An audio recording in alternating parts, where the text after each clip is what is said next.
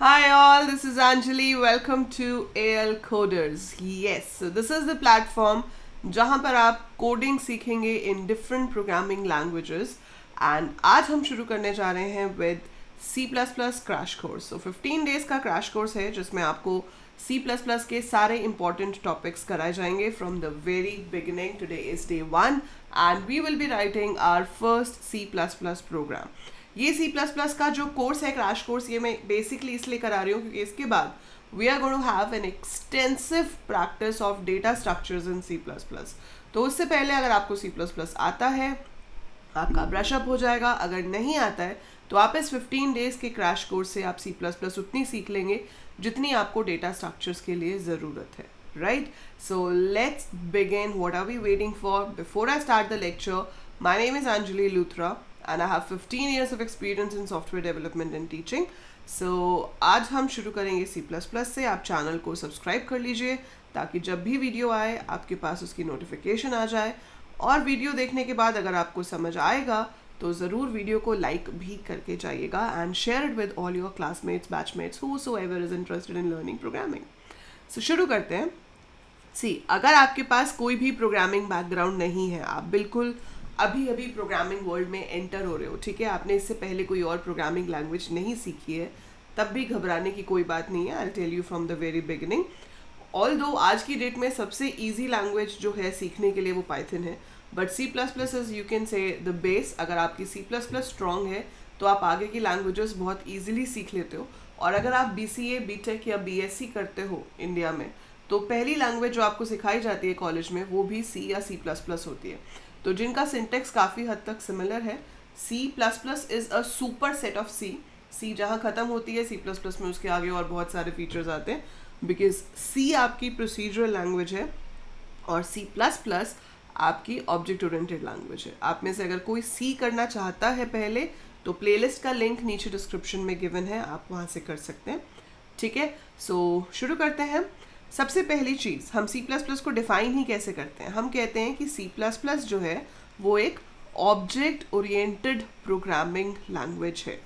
It is an object oriented programming language. C और इसमें सबसे बड़ा डिफरेंस यही है कि C प्रोसीजरल है, ये ऑब्जेक्ट ओरिएंटेड प्रोग्रामिंग है. इसमें जो प्रोग्रामिंग की अप्रोच होती है वो होती है बॉटम अप अप्रोच, ठीक है, और C जो यूज़ करता है वो यूज़ करता है टॉप डाउन अप्रोच. अब इसका मतलब क्या है? What do you mean by this? है ना, कहना तो ठीक है ये वाली अप्रोच होती है, बट इस सब का मतलब क्या है? ये सारी टर्म्स आपको धीरे धीरे समझ आती जाएंगी जब आप प्रोग्रामिंग करोगे. बट इसका मतलब ये होता है कि आप पूरी प्रॉब्लम को पहले छोटे छोटे पार्ट्स में डिवाइड करते हो. So the big problem is divided into smaller parts. उन स्मॉल पार्ट्स का हम सॉल्यूशन ढूंढते हैं और फिर उसको जोड़ जोड़ कर हम पूरी बड़ी प्रॉब्लम को सॉल्व करते हैं. That is bottom up approach. छोटे से बड़े की तरफ जाना शुरू करते हैं. सो इसलिए हम इसको बॉटम अप अप्रोच कहते हैं. दूसरी चीज़, ऑब्जेक्ट ओरिएंटेड प्रोग्रामिंग. इसका क्या मतलब है? अब जो एक्चुअली प्रोग्रामिंग वाले कंसेप्ट हैं वो तो जब हम करेंगे तो आपको समझ आएगा, बट एक बेसिक सी चीज़ है. देखो, ऑब्जेक्ट क्या होता है? ऑब्जेक्ट तो हर चीज़ है. ये पेन एक ऑब्जेक्ट है, ये फ़ोन एक ऑब्जेक्ट है, ठीक है, ये बालों में लगाने वाला क्लचर ये भी ऑब्जेक्ट है. So everything is an object. Object वो चीज़ होती है जिसको आप डिफाइन कर सकते हो by certain properties and operations to be performed on that. मतलब उसके कुछ features होंगे, उसके ऊपर कुछ operations हैं जो हम perform कर सकते हैं. So C++ जब ये oops का feature लेके आया तो यहाँ पर हमारा मोटिव यही था कि जो रियल वर्ल्ड की चीज़ें हैं उनको प्रोग्रामिंग में ऐड किया जा सके. उनको प्रोग्रामिंग में कैसे शो करेंगे? How will we show a thing in the programming? And that is with the help of objects. So यहाँ पर हम आगे जाके एक कंसेप्ट करेंगे जिसे कहते हैं classes, which is a user defined data type, जिसकी हेल्प से आप ऑब्जेक्ट्स बना सकते हो, आप डेटा टाइप्स बना सकते हो. आप एक डेटा टाइप बना सकते हो जिसका नाम ही होगा पेन. आप एक डेटा टाइप बना सकते हो जिसका नाम होगा लैपटॉप. डेटा टाइप बना सकते हो ह्यूमन बीइंग, ठीक है. सो इस तरह की चीज़ें हम खुद से क्रिएट कर सकते हैं, हम ऑब्जेक्ट्स बना सकते हैं फिर उनके. So that is object oriented programming. So अगर आपको कभी एक ऑब्जेक्ट को डिफाइन करना हो तो आप क्या कहोगे? Any entity which can be defined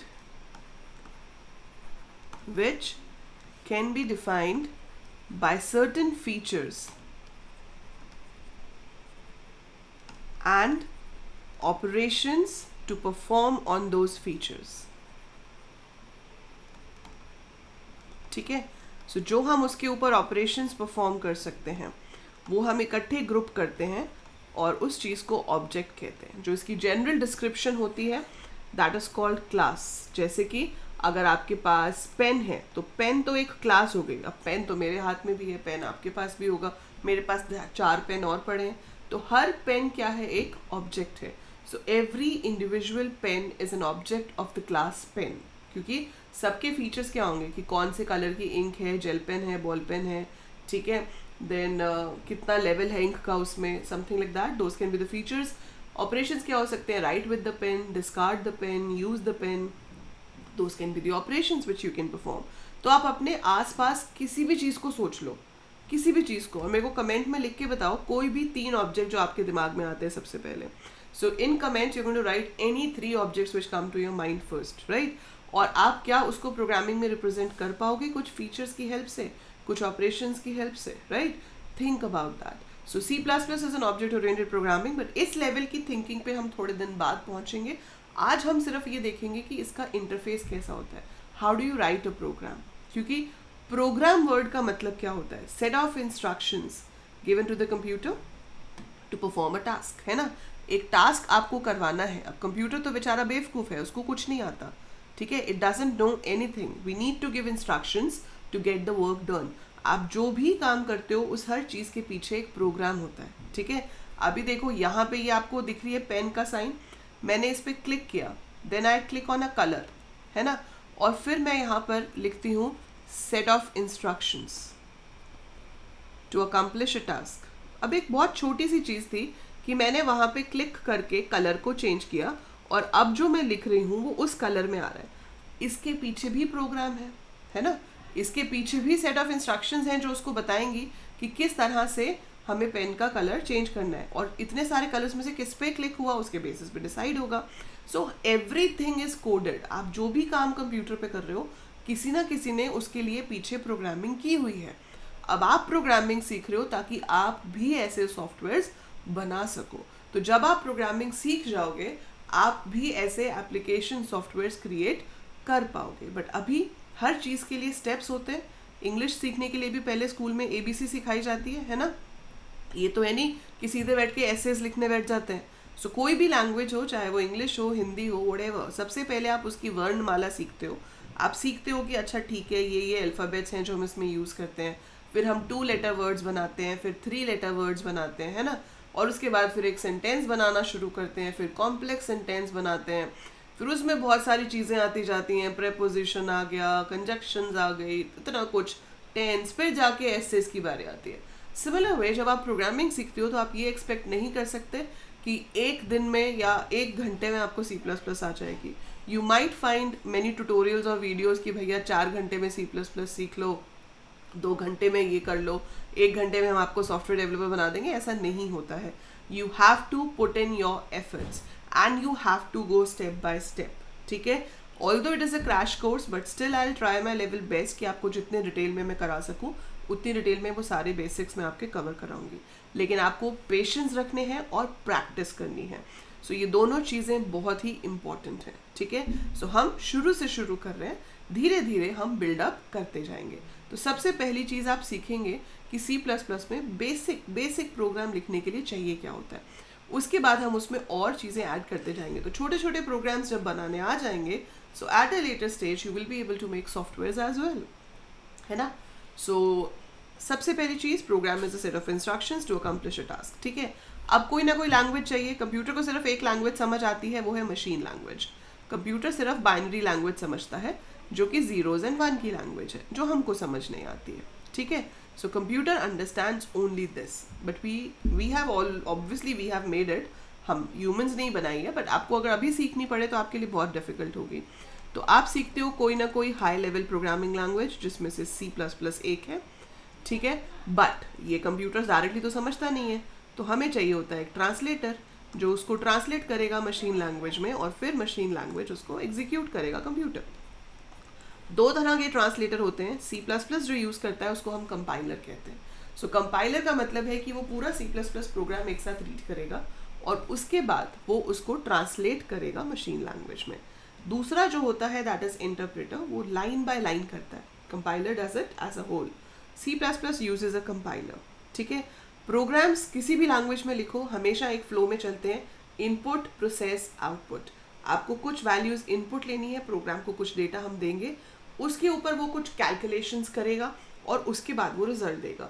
so input process output, right. ये 3 स्टेप्स में आपका हर प्रोग्राम काम करता है, चाहे किसी भी लैंग्वेज का हो. सो पहली चीज़ हम देखते हैं कि अब जब आपको C++ का प्रोग्राम लिखना ही है तो उसका स्ट्रक्चर क्या होगा. So when you have to write a C++ program, so structure क्या होता है. Structure of a C++ program is, आप जो भी सॉफ्टवेयर यूज़ करेंगे, मैं भी आपको बताऊंगी कौन कौन से आप यूज़ कर सकते हो, which ever software you use. ठीक है. सबसे पहली लाइन हमारी होती है hash include. So hash include is a pre defined command. ठीक है. Hash is a pre processor directive. So hash include small letters में लिखेंगे. C++ केस सेंसिटिव है, जब तक मैं आपको बताऊं नहीं कि कोई कमांड कैपिटल में है तब तक आप कैपिटल लेटर्स का इस्तेमाल नहीं करेंगे. So it is all small. Hash include angular bracket के अंदर we have to write down the name of a file which is iostream. ठीक है. कुछ एडिटर्स में आप .h भी लिखोगे, कुछ में आप सिर्फ iostream लिखोगे तो भी चल जाएगा. इसे कहते हैं header file. So what do we call it? Header files. So header files क्या होती हैं? अब आप जब भी किसी प्रोग्रामिंग लैंग्वेज को सीखते हो, कुछ कमांड्स तो ट्रांसलेटर को पता होती हैं जिन्हें हम कीवर्ड्स कहते हैं. सो कंपाइलर नोज सर्टेन वर्ड्स कि भाई अगर आपने इफ लिखा है तो आप शायद कुछ कंडीशन चेक करना चाह रहे होगे. अगर आपने वाइल लिखा है मतलब आप उस कंडीशन को बार बार चेक करना चाह रहे होगे. तो वो वर्ड्स जो पहले से कंपाइलर को डिफाइंड होते हैं उन्हें कीवर्ड्स कहते हैं. बट उसके अलावा और भी कमांड्स होती हैं और वो सारी कमांड्स तो हम बेचारे कंपाइलर के ऊपर बर्डन नहीं डाल सकते. तो हम वो कमांड्स जो आपको चाहिए भी हो सकती हैं, नहीं भी चाहिए हो सकती हैं, उनको हेडर फाइल्स में डाल देते हैं. तो अगर आपको वो कमांड चाहिए तो आप उसकी हेडर फाइल को इंक्लूड करोगे, अगर आपको वो कमांड नहीं चाहिए तो इंक्लूड मत करो. ठीक है. सो जैसे कि ये एक हेडर फाइल है iostream, input output stream. Stream means collection of bytes. So जब आपको कुछ यूज़र से इनपुट लेना है या आपको यूज़र को कुछ स्क्रीन पे दिखाना है तो उसके लिए वी हैव कमांड्स और वो कमांड्स इस हेडर फाइल में होती हैं. तो अगर आपको वो कमांड्स यूज़ करनी है तो आप इसको हैश इंक्लूड iostream करेंगे ताकि आप उन कमांड्स को यूज़ कर सकें. पर अगर आप ऐसा कुछ नहीं कर रहे हो तो आपको हैश इंक्लूड की ज़रूरत नहीं है. इसके बाद आप चाहो तो कमेंट दे सकते हो ऊपर या नीचे. I can give like my first program, something like that. So ये जो 2 स्लैश हैं ये बेसिकली इसको कहा जाता है कमेंट या फिर रिमार्क. सो 2 फ्रंट स्लैश हैं. ये नॉन एग्जीक्यूटेबल कोड है, मतलब कंपाइलर इसको इग्नोर कर देता है, ट्रांसलेट ही नहीं करता. सो ये हम सिर्फ अपनी रेफरेंस के लिए लिख रहे हैं. ठीक है. अपने नोट्स जैसे बनाने होते हैं, तो इसका एग्जीक्यूशन से कोई लेना देना नहीं है. अब सबसे इम्पॉर्टेंट चीज़ आती है, we have to write our whole code in this block जिसको हम मेन कहते हैं. आप यहाँ लिखेंगे इंट int. आप इंट नहीं भी लिखेंगे तो भी बाय डिफ़ॉल्ट इंट ही होता है. तो आप अगर ये इंट नहीं भी लिखते हो तो वो अपने आप से इंट ही समझ लेगा उसको. Then you have to write main in small letters, round brackets in front of it. Then we start curly bracket. And very important है कि आप अपनी brackets जो हैं वो सही याद रखो. जहाँ round लगनी है वहाँ round ही लगेगी, जहाँ curly है वहाँ curly ही लगेगी. So I have to put round brackets here. यहाँ curly bracket शुरू हुई और यहाँ पर हम अपना सारा कोड लिखेंगे. ठीक है. ये फाइल जब आप सेव करेंगे तो it will be saved with the extension cpp और फिर इसके बाद आप इसको कंपाइल करेंगे. अगर आपके प्रोग्राम में कहीं पर भी एरर्स होंगे तो वो पूरी लिस्ट दिखा देगा कि किस किस जगह पर आपका एरर है, क्योंकि कंपाइलर है ऑल एट वंस करता है. तो अगर 4 एरर हुए तो वो दिखा देगा लाइन नंबर 2 पे ये एरर है, लाइन नंबर 4 पे ये एरर है एंड लाइक दैट. ठीक है. कंपाइल कर लिया, अगर कोई भी एरर नहीं है, no error, everything is fine, फिर आप उसको रन कर सकते हैं और रन करने पे उसका आउटपुट आता है. ठीक है. फॉर एग्जाम्पल मुझे सिर्फ क्या करना है, अभी 2 नंबर्स को ऐड करके शो करना है. तो मैंने यहाँ पे क्या लिखा, इंट मेन. ठीक है. अब यहाँ पर जब नंबर्स लेने होते हैं तो आपको बताना पड़ता है कि किस टाइप के ले रहे हो. ये डेटा टाइप्स मैं अभी आपको डिटेल में बताऊंगी, बट इंट का मतलब है इंटीजर. सो मैंने लिखा int a, b, c and then as you have full stop in English we have semicolon in C++. तो ये मार्क करता है end of the statement. So ये लाइन क्या कह रही है कि मैं 3 कंटेनर्स ले रही हूँ. 3 कंटेनर्स, कंटेनर का नाम है A, B और C. किस टाइप की वैल्यू इस कंटेनर में स्टोर हो सकती है? इंटीजर टाइप की। इंटीजर मतलब होल नंबर, जिसमें पॉइंट्स में वैल्यू नहीं आ सकती। सो मैंने यहाँ पे स्टोर किया a is equal to 150, value goes from right to left. So 150 जो है वो आपका a में चला गया। फिर आपने लिखा b इज इक्वल टू 260, सो जो 260 है वो मेरा b में चला गया। फिर मैंने लिखा c is equal to a plus B, and you can see the semicolon after every line, ठीक है। सो ये सेमी कॉलन सब जगह पर है, ये 150 इसमें चला गया, 260 इसमें चला गया। जब आपने a लिखा तो वो अपने आप वहाँ पे 150 को लेगा, जब आपने b लिखा तो वो वहाँ पे 260 को लेगा और फिर उसको ऐड कर देगा। मैथ्स में भी ऐसे करते हैं ना हम, let x is equal to 10, let y is equal to 25, same चीज़ है, ठीक है। अब आप इसको प्रिंट कराना चाहते हो। अब प्रिंट कराने के लिए जो कमांड है वो है C out, and it is there in IO stream. तो इसके लिए आपको आईओ स्ट्रीम चाहिए। अगर आप प्रिंट नहीं करा रहे हो, सिर्फ ऐड कर रहे हो, तो खत्म हो गया प्रोग्राम बस, पर उससे स्क्रीन पे कुछ आएगा ही नहीं। सो आपको स्क्रीन पे कुछ देखना है तो आपको लिखना है C out. C out is in small letters, 2 less than के साइन लगाएंगे हम यहाँ पे, C out 2 less than sign, जिनका टेक्निकल नेम है extraction operator, insertion operator, but you just put 2 less than sign और यहाँ पर आप लिख दो सी। तो इससे क्या होगा, जो भी सी की वैल्यू है वो स्क्रीन पे प्रिंट हो जाएगी, and then we close the curly brackets, that's it, ठीक है। इसमें अगर थोड़ा सा चेंज करना हो कि भाई हर बार 150 और 260 क्यों, why every time the same numbers, we want कि यूज़र जो स्क्रीन पे जहाँ आउटपुट आता है वहाँ पे ही इनपुट भी लिया जाए, तो हम इसको बदल सकते हैं। हम इसको लिख सकते हैं C in A, C in B. So now this program will not add these 2 numbers always. वहाँ पे कर्सर ब्लिंक करेगा, मैं जो 2 नंबर्स एंटर करूँगी वो उनको ऐड करेगा और रिजल्ट को दिखाएगा। मैं आपको ये रन करके दिखाती हूँ अभी, I show you how does it work, ठीक है। But this is how we write a very basic program in C++। बहुत ही सिंपल सा प्रोग्राम है, ठीक है। अब आप ये लिखोगे कहाँ? यहाँ लिखने से तो एग्जीक्यूट होगा नहीं, ठीक है, बट समझ आ रहा है ना, इनपुट प्रोसेस आउटपुट, ठीक है। सो लिखते जाओ कमेंट्स में फटाफट कि समझ आ रहा है या नहीं आ रहा है। और या इसका टेलीग्राम चैनल भी गिवन है, टेलीग्राम ग्रुप डिस्क्रिप्शन में आप ज्वाइन कर सकते हो, that is AL coders college students, so you can join that, and जो भी आपको डाउट्स हैं आप वहाँ पे भी पूछ सकते हैं। सो C in A, C in B हो गया। अब इसको लिखना का है, इसको लिखने के बहुत सारे ऑप्शंस हैं।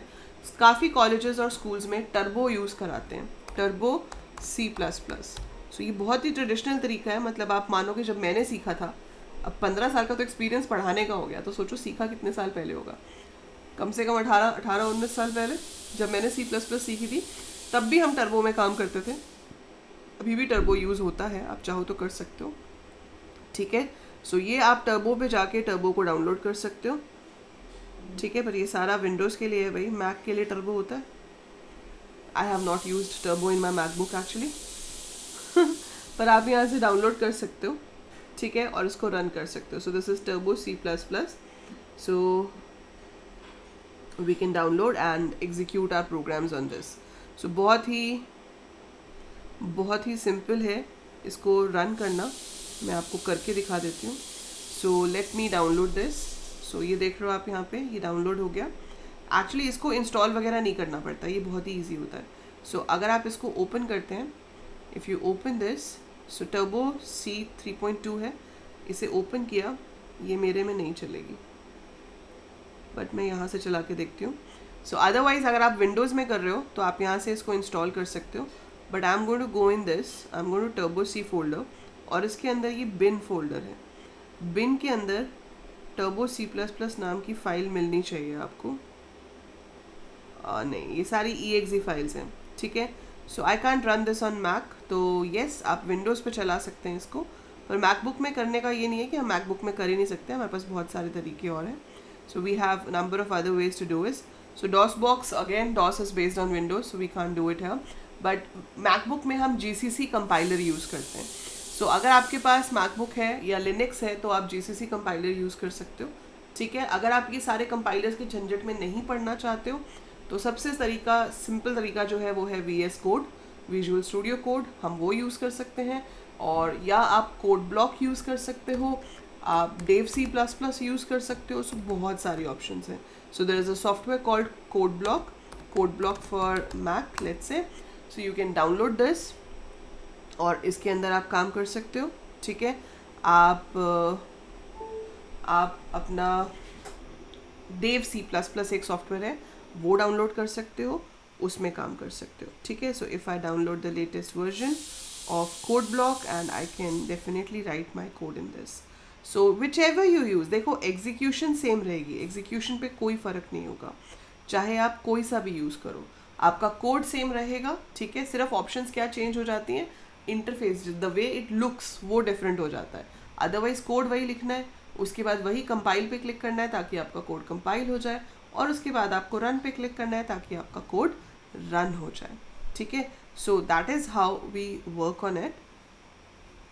सो जो आपको कंफर्टेबल लगता है, मैंने आपको बहुत सारी ऑप्शंस दे दी हैं. क्या क्या ऑप्शंस दी हैं, आप टर्बो डाउनलोड कर सकते हो, आप GCC कंपाइलर यूज़ कर सकते हो, ठीक है, आप देव C++ यूज़ कर सकते हो, आप कोड ब्लॉक यूज़ कर सकते हो. So any of these you can use and you can work in that. Fine. So you just have to write the code and then run this. This is PyCharm. This is used for Python. क्या message दिया था इसने? Your security preferences allow installation of only apps from App Store. Okay. Right. So I have to change my settings and I have to install it because I can't install any other app which is not from App Store. तो ये मैं आपको install करके दिखा दूंगी. मैं आपको terminal पे रन करके अभी दिखा देती हूँ. सो मेरे टर्मिनल पे कैसे रन होता है. सो this is my terminal, this is MacBook terminal. अब आपको अगर यहाँ पे प्रोग्राम बनाना है तो आप किसी भी टेक्स्ट एडिटर में बना सकते हैं. So let's say I make it in Sublime. So Sublime is the text editor which I use. आप नोटपैड में बना सकते हो, नोटपैड++ में बना सकते हो, कहीं पे भी बना सकते हो. So if I want to make a program here, I just have to go to file and I click on new file, और यहाँ पर जाकर हम #include और पूरा अपना प्रोग्राम टाइप करेंगे. या फिर अगर आपके पास फाइल बनी हुई है तो आप उस फाइल को रन भी कर सकते हैं. जैसे कि अगर मैं देखूँ, I have a folder called CPP. So this is my CPP folder. I have these files here. So let's say I want to open any of the file in this. कोई सी भी हम कर लेते हैं. Let's say this one. अच्छा, ये थोड़ी ज़्यादा ही बड़ी है, बट हम इसको छोटा, मतलब बेसिकली मैं आपको सिर्फ दिखा रही हूँ प्रोग्राम कैसे रन करना है, ठीक है. So let's make it a smaller one. So हम इसका नाम दे देते हैं PRG1. Make sure you give the extension as CPP. So आपके प्रोग्राम की एक्सटेंशन जो है वो CPP होनी चाहिए. आप इसे सेव करेंगे, हमें इसमें से कुछ नहीं चाहिए. So we don't want this math.h क्योंकि हम कोई मैथमेटिकल ऑपरेशन परफॉर्म नहीं कर रहे हैं. पर जब कभी आपको स्क्वायर रूट, पावर, ऐसी सारी चीज़ें चाहिए हो तो आप उसे यूज़ कर सकते हैं. सो ये देख रहे हो, ये बहुत बड़ा कोड है. आप भी बनाओगे आफ्टर सर्टन टाइम, कुछ टाइम बाद ज़रूर बनाएंगे आप भी. पर अभी हमें ये सब कुछ नहीं बनाना है. अभी हम सिर्फ मेन बनाएंगे और मेन में सिंपल 2 नंबर्स को ऐड करके प्रिंट कराएंगे. और उससे पहले हम एक टिपिकल प्रोग्राम करेंगे. वो टिपिकल प्रोग्राम क्या होता है, प्रिंटिंग हेलो वर्ल्ड. आपने देखा होगा बहुत सारी बुक्स में पहला प्रोग्राम जो किसी भी लैंग्वेज का दिया होता है वो कौन सा दिया होता है, प्रिंटिंग हेलो वर्ल्ड. और एक स्पेशल सिंबल होता है C++ में \n. \n मीन्स खाली लाइन, ब्लैंक लाइन, ठीक है. सो आई वांट एक लाइन छूटे, फिर हेलो वर्ल्ड प्रिंट हो, फिर एक लाइन छूटे. And then you have to write this statement return 0 because ये रिटर्न टाइप है and this is integer. So return 0 मतलब we are returning without any error. अगर आप रिटर्न के साथ 1 2 3 कुछ भी लोगे, that means we have an error and we are returning because of that, ठीक है. सो आप हमेशा रिटर्न 0 लिखोगे, आपको कोई और नंबर नहीं लिखना है. सो यहाँ पर हम #include iostream लिखते हैं, .h नहीं लिखेंगे. यूजिंग नेम स्पेस std इसलिए करते हैं क्योंकि cout जो है वो इसके अंदर डिफाइंड है.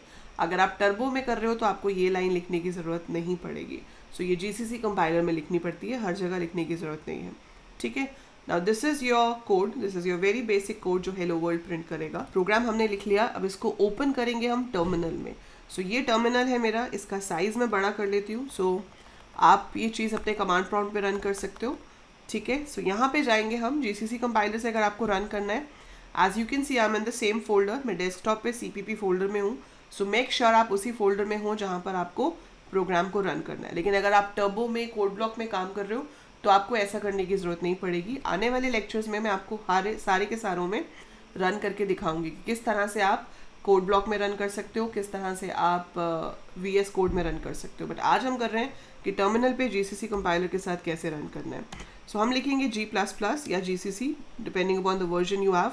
उसके बाद -O लिखना है, मतलब आपको आउटपुट कहाँ चाहिए मुझे PRG1 में, किस फाइल का चाहिए, PRG1.cpp का। सो आपने पहले लिखा G++, that is your compiler. -O means we want to create the object code. Object code किस में जाना चाहिए, PRG1 में, ठीक है। किस फाइल का, PRG1.cpp का। अगर कोई एरर होता तो वो एरर बता देता, बट कोई एरर नहीं है, मतलब ऑब्जेक्ट कोड इज क्रिएटेड। अब रन करने के लिए हम क्या करेंगे, पहली लाइन ने क्या किया है, कंपाइल। रन करने के लिए आप दूसरी लाइन लिखेंगे डॉट स्लैश के बाद आप लिखोगे PRG1। So you can see hello world is printed, that is what we wrote in the program, है ना, यही लिखा था हमने प्रोग्राम में। आप इसमें कोई चेंज करना चाहते हो तो ज़रूर कर सकते हैं। हम यहाँ पे ले लेते हैं इंट ABC, और फिर हमने A में ले लिया 90, B में ले लिया 80, C में ले लिया A+B, और उसके बाद I just want to print it, so मैंने लिखा cout C and I save this. और इसके बाद मैं वापस टर्मिनल पे गई। जब वापस जाऊंगी तो मुझे फिर से कंपाइल करना पड़ेगा। जब भी आप चेंज करोगे you have to compile again, और उसके बाद आप फिर से रन करेंगे। तो आप यहाँ देख रहे हैं 170 आ रहा है। ये अगली लाइन पे इसलिए नहीं गया क्योंकि हमने एक और \n नहीं दिया है। सो अगर हम देते तो ये नेक्स्ट लाइन पे चला जाता, पर मैं इसको जितनी मर्जी बार रन कर लूँ ये 170 ही दिखाएगा, क्योंकि मैंने फिक्स नंबर लिए ना, 90 और 80 ये फिक्स नंबर्स हैं। आप फिक्स नहीं चाहते हो, आप यहाँ पे चाहते हो C in A C in B। सो मैंने इन दोनों नंबर्स को इनपुट करा लिया, सेव कर लिया। अब मैं यहाँ पे चाहती हूँ कि न्यू लाइन हो जाए, 2 लाइंस खाली छूट जाए, और उसके बाद मैं यहाँ पर जाके इसको फिर से कंपाइल करती हूँ। एरर आ गया, क्या एरर आया, कह रहा है सेमीकोलन नहीं लगाया आपने, ठीक है देख लेते हैं। हाँ जी, हमने सेमीकोलन नहीं लगाया, तो हम इसको सेव करेंगे। सो this is how the error occurs, ठीक है। तो वो बता देता है कि आपने ये देखो पूरा दिखा रहा है ना, इस लाइन के पीछे यहाँ पे सेमीकोलन नहीं लगाया। अब मैंने इसको कंपाइल किया, नो एरर। अब इसको हम रन करेंगे। So you get hello world and then the cursor is there, मतलब you are supposed to enter a number, you are supposed to enter another number and then it shows 320। अब मैं इसको जितनी मर्जी बार रन करूँ, जितनी भी बार रन करूँ, वो मुझसे हर बार पूछेगा कि भाई 2 नंबर्स एंटर करो। पर थोड़ा वियर्ड नहीं लग रहा है, मैंने अब रन किया, वहाँ पे सिर्फ वो ब्लैंक आ रहा है, पता ही नहीं करना क्या है। अब आप तो बेचने के लिए सॉफ्टवेयर बनाओगे ना, उसको पता ही नहीं करना क्या है, उसको पता ही नहीं क्या करना है। तो इससे बेटर है कि हम उसको एक मैसेज तो दें पहले कि भाई तुम्हें करना क्या है ना। सो वो मैसेज आप कैसे दे सकते हो, आप इससे पहले लिख सकते हो enter 2 numbers and then \n semicolon। Save this and go here and compile it again and run it again। अब मैसेज आ रहा है enter 2 numbers, we enter the 2 numbers, we get the sum। तो वो आपके ऊपर है कि आप इसको कितना अच्छा बनाना चाहते हो। ऐसे ही अब आपका होमवर्क है कि ये जो 157 लिखा है उससे पहले लिखा हुआ है sum is 157। तो अभी इसमें बहुत वेरिएशंस आएंगी, ये तो बिल्कुल शुरुआत है, बिल्कुल बेसिक है। सो आई जस्ट वांट कि पहले आप इसी को अच्छे से देखो और कोशिश करो कि इसमें sum is 157 कैसे प्रिंट होता है। That is it for this video. I hope this was useful, और ये वीडियो देखने के बाद आप अपना पहला बेसिक प्रोग्राम C++ में बना पाओगे और रन कर पाओगे। So do like the video if you understood this and share it with all the people who are interested in programming। Thank you.